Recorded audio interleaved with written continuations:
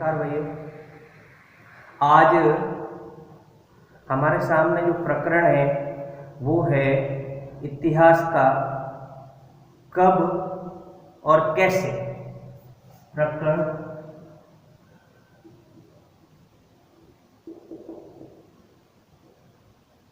कब व कैसे, ये हमारा प्रकरण है।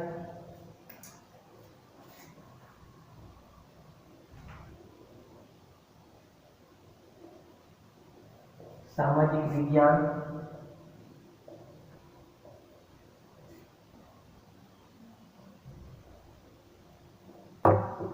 अध्याय 1।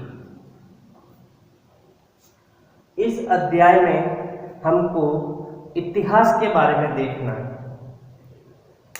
और जो इतिहास के बारे में हमको देखना है या समझना है वो है हमारा अंग्रेजों के समय का। तो अंग्रेजों के समय का इतिहास जानने से पहले थोड़ा सा समझें। देखो,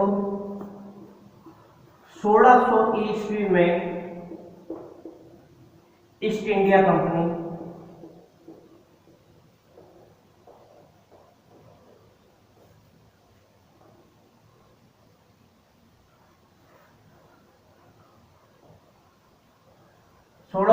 ईस्वी में ईस्ट इंडिया कंपनी भारत में व्यापार के लिए आई थी। याद रखना, अंग्रेजों की कंपनी थी, ये व्यापार के लिए आई थी, और इसी क्रम में ये 1947 तक इसका भारत पर शासन रहा।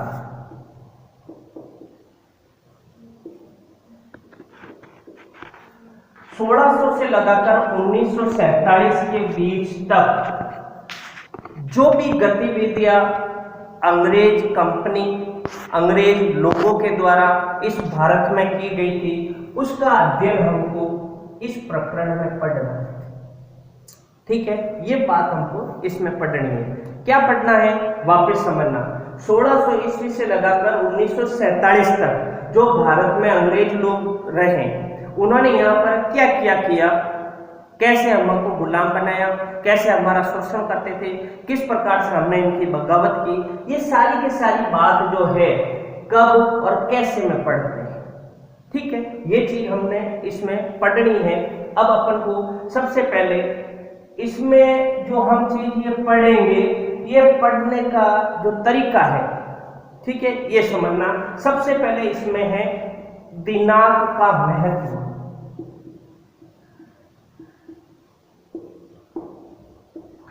समय का ज्ञान, मतलब कि जब अपन 1600 से लगाकर 1947 तक का पढ़ रहे हैं, तो सीधी सीधी बात है, इनमें जो भी जिस दिनांक को या जिस समय में जो घटनाएं घटी, वही हमको इसमें पढ़नी है, और वो ही कहलाएगा हमारा इतिहास लेखन। क्या कहलाएगा, हमारा इतिहास लेखन। यानी कि 1600 से लगाकर 1947 तक ईस्ट इंडिया कंपनी, या कह सकते हैं अंग्रेज, जो भारत में इनके क्रियाकलाप थे, उन क्रियाकलापों का दिनांक या समय हमको पता करना है, और वो जो हम पता करेंगे वही कहलाएगा इतिहास लेखन। ठीक है, ये बात हमको याद रखनी। अब आता है दूसरा, इतिहास का महत्व। अब इसको पढ़ने के लिए हमको इसमें क्या जानना है, सबसे पहले इतिहास का विभाजन। जो शब्द आता है वो आता है विभाजन। पहला आएगा इतिहास का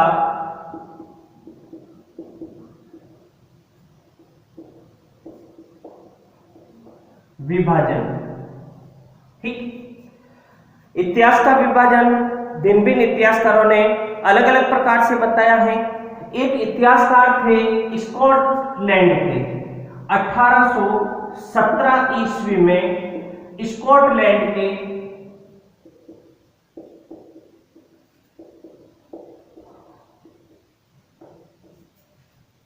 इतिहासकार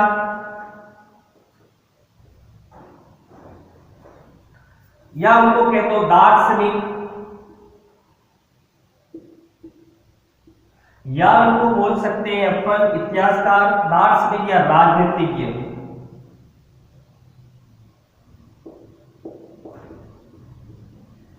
नैतिज्ञ थे जिनका नाम था जॉर्ज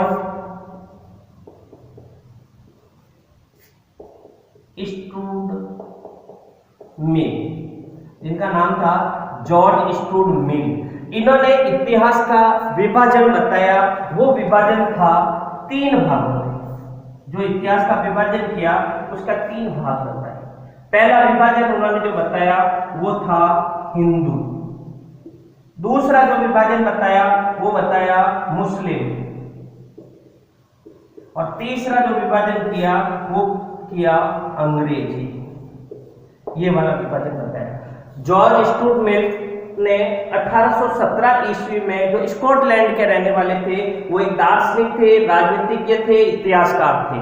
इन्होंने इतिहास का सर्वप्रथम विभाजन किया कि इतिहास को हम जो पढ़ते हैं, एक इतिहास हम हिंदुओं का पढ़ते हैं, एक इतिहास हम इसमें मुसलमानों का पढ़ते हैं, एक इतिहास में अंग्रेजों का पढ़ते हैं। क्यों पढ़ते हैं? क्योंकि 1600 ईस्वी से लगा करके, अभी हमने बात बताई थी, 1600 से लगा करके 1947 तक का हम जो इतिहास पढ़ते हैं, ठीक है, इसमें हिंदू वर्ग भी था उस समय, मुस्लिम सत्ता भी थी और अंग्रेज भी आ गए थे। इसलिए इन्होंने जो इतिहास का विभाजन किया वो हिंदू, मुस्लिम और अंग्रेज 3 रूपों में इन्होंने इतिहास का विभाजन किया। लेकिन कुछ इतिहासकार इस बात को गलत मानते हैं कि भाई ये बात सही नहीं है कि किसी इतिहास को समझने के लिए जाति के आधार पर बांटना, ये सही नहीं है। इसलिए इन्होंने जाति के आधार पर बांटने से मना कर दिया। फिर इसके बाद में क्या हुआ, कुछ भारतीय लोग थे, उन्होंने इतिहास का विभाजन किया, ठीक है।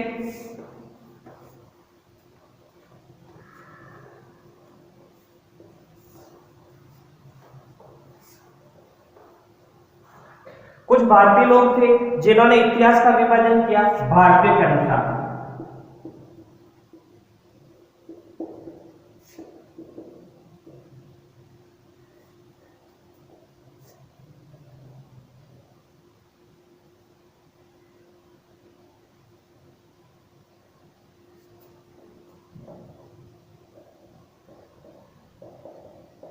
भारतीय के अनुसार इतिहास का, इन्होंने भी इतिहास को 3 भागों में बांटा। वो 3 भाग जो थे, सबसे पहले इतिहास प्राचीन, मध्य, आधुनिक। और ये विभाजन जो है सर्वमान्य और सबसे प्रसिद्ध माना गया। कौन सा? भारतीय के अनुसार प्राचीन इतिहास, मध्यकालीन इतिहास और आधुनिक इतिहास। अब इस मध्यकालीन और आधुनिक इतिहास में जो अपन पहले पार्ट में कब वर्क किया, यानी कि हमको जो करीबन 250 वर्षों का इतिहास पढ़ना है, आजादी से 250 वर्ष तक का इतिहास पढ़ना है। और ये आजादी से 250 वर्ष का जो इतिहास कहलाता है, ये आधुनिक और मध्यकाल के अंतर्गत आता है, क्योंकि इसी समय हमारे यहाँ पर अंग्रेज थे और इसी समय हमारे यहाँ पर जो है आधुनिक और मध्यकाल का विषय रहता है। अब अगला आता है वो हमारा उपनिवेशिक साम्राज्य।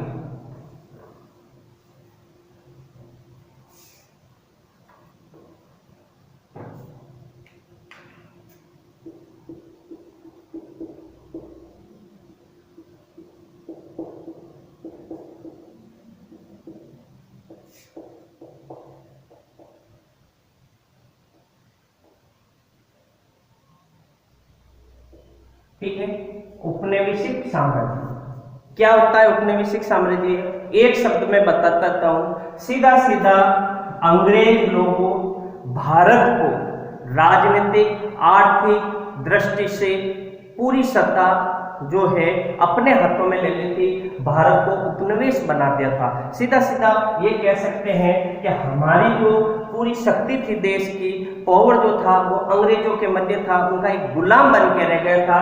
और उन्होंने अंग्रेजों ने भारत के ऊपर अधिकार करने की जो प्रक्रिया है, सीधी सीधी अपन कह सकते हैं वो औपनिवेशीकरण कहलाती है। ठीक है, परिभाषा के रूप में अगर अपन इसको लिख सकते हैं, ठीक है, किसी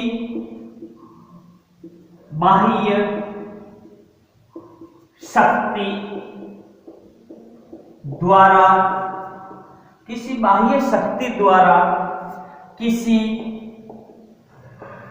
देश पर, किसी बाह्य शक्ति द्वारा किसी देश पर राजनीतिक,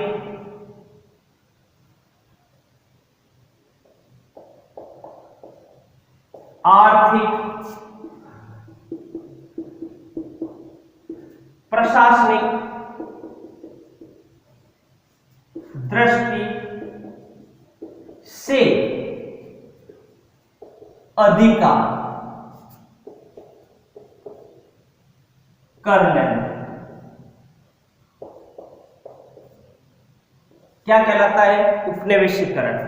यानी किसी बाह्य शक्ति के द्वारा अगर किसी देश के ऊपर राजनीतिक, आर्थिक और प्रशासनिक दृष्टि से अधिकार कर लेते हैं तो वो उपनिवेशीकरण कहलाता है। उदाहरण,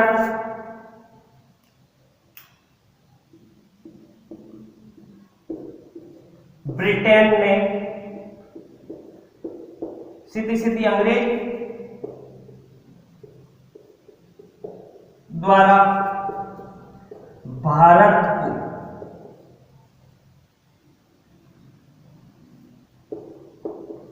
बनाया। समझ में आ गई? उदाहरण दे दिया, ब्रिटेन एक बाह्य शक्ति थी और उसने किसी देश यानी भारत देश को, ठीक है, वहां पर राजनीतिक, आर्थिक और प्रशासनिक शक्ति अपने फेवर में कर दी, अपने हाथ में ले ली और इस कारण भारत जो है ब्रिटेन का गुलाम बन गया, अंग्रेजों का गुलाम बन गया। यही जो विधि है या यही जो प्रोसेस कहलाया, यह औपनिवेशीकरण कहलाया। अब इस औपनिवेशीकरण में महत्वपूर्ण जो बात आती है वो आती है कि अंग्रेज लोग तो ब्रिटेन रहते थे और हम भारतीय लोग यहाँ रहते थे, तो उनका शासन कैसे चलता था? तो उन शासन चलने के लिए उन्होंने भारत में गवर्नर जनरलों की नियुक्ति की। उन गवर्नर जनरलों के माध्यम से भारत पर जो है अधिकार होता था। कैसे होता था, आइए समझते हैं।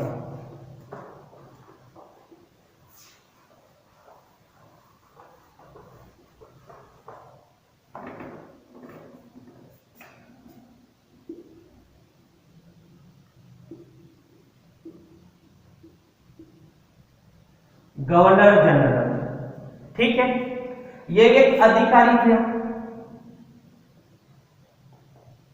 अधिकारी पद, ठीक है ना, ये अधिकारी पद था, ठीक है। इस अधिकारी पद के तहत ये भारत के ऊपर पूरा नियंत्रण रखता था, शासन व्यवस्था संभालता था। ये एक अंग्रेज अधिकारी हुआ करता था जो भारत में जो है अपनी पूरी शक्ति या पावर का प्रयोग करता था, गुलाम बना रखा था। इसी के माध्यम से पूरा जो नियंत्रण भारत में अंग्रेजों का चलता था। गवर्नर जनरल का पद था और इस गवर्नर जनरल के पद पर विभिन्न गवर्नर जनरल आए। कुछ के मैं उदाहरण बता देता हूं, जैसे सीधे सीधे बात करते हैं, ठीक है, जैसे मार्ले, ठीक है, मिंटो, ठीक है, कर्जन, ठीक है, डलहौजी, ठीक है, मार्ले, मिंटो, कर्जन, डलहौजी कह सकते हैं, एनिलबरो,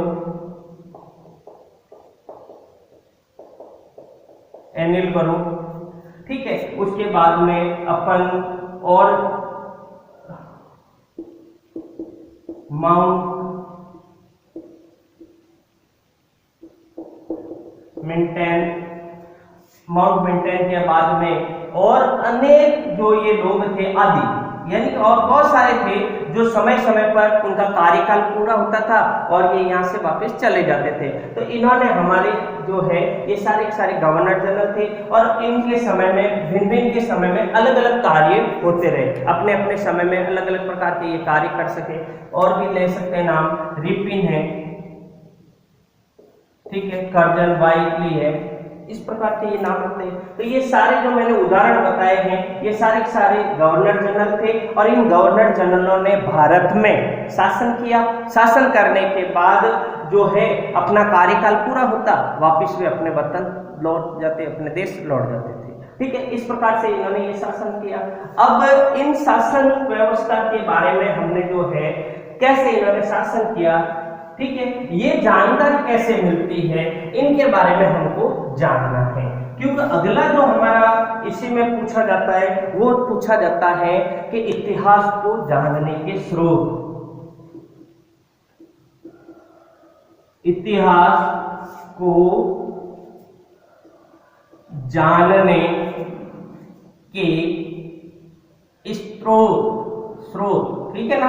अब ये इतिहास को जानने के स्रोत, हमको इतिहास पुराना नहीं जानना, हमको सिर्फ जो इतिहास जानना है वो सिर्फ अंग्रेजों का जानना, अंग्रेज जब से भारत में आए तब तक का जानना, इससे ज्यादा नहीं जानना। तो यहाँ तक का जो इतिहास जानना है ये कह सकते हैं अपन 1600 ईस्वी से लगा करके हमको 1947 तक का जो इतिहास जानना है, 1600 से 1947 का, ये कैसे कैसे जानकारियां मिलती है। तो इसके कुछ साधन हैं। पहला अपन कह सकते हैं वो कह सकते हैं अभिलेख, अभिलेख, ठीक है, पहला लिखा है मैंने अभिलेख। सीधा सीधा अभिलेख का क्या मतलब होता है, लिखित दस्तावेज, लिखित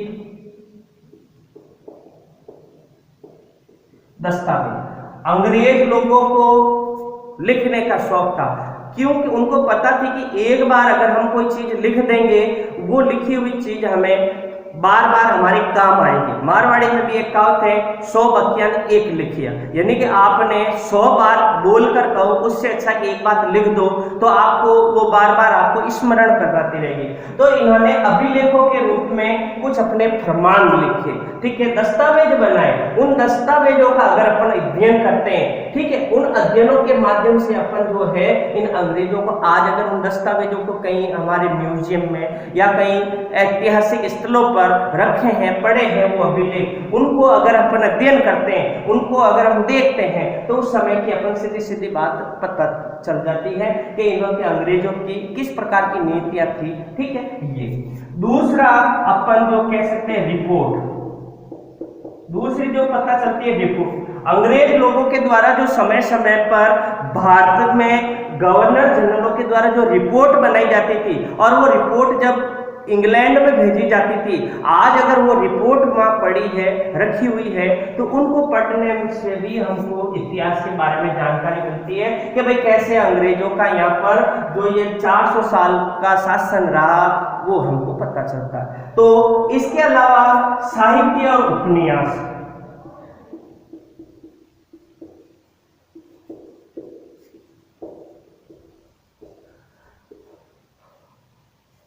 अंग्रेजी काल के समय साहित्यकार भी हुए, उपन्यासकार भी हुए, उन्होंने भी शासन व्यवस्थाओं के बारे में लिखा, अंग्रेजों का और भारतीयों का कैसा लेन देन व्यवहार था, उन सारे के बारे में साहित्यकारों ने अपने पत्र, लेखन, डायरी, ठीक है, उपन्यास, समाचार पत्र, इन्होंने अपनी अपनी बातें लिखी।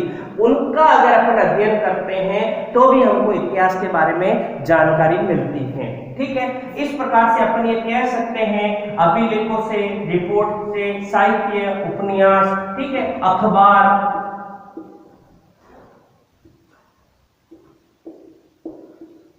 इन सारी चीजों का अगर अपन अध्ययन करते हैं तो हमको इतिहास के बारे में जानकारी मिलती है कि किस प्रकार से हमारा जो है भारत में अंग्रेज और भारतीयों के मध्य जो कार्य हुआ, या अंग्रेज या भारतीयों के मध्य किस प्रकार की शासन व्यवस्था या नीतियां थी, या अंग्रेजों का किस प्रकार से यहाँ रवैया था, भारतीयों का उनके प्रति क्या दृष्टिकोण था, ये सारी की सारी बातें जो है इनसे हमको पता चलती है, ठीक है। तो इस प्रकार से हमारा जो पहला अध्याय है कब और कैसे, इसमें यही बताया गया है कि हमारे यहाँ पर अंग्रेज लोग जो आए उन्होंने अपनी किस प्रकार की नीतियां बनाई, किसके माध्यम से शासन किया, और उन शासनों की जानकारी हमें किन के रूप में मिलती है, जो हमें इस अध्याय में ये थोड़ा सा देखा था, ठीक है। इस प्रकार से ये इस अध्याय समाप्त होता है। जय हिंद।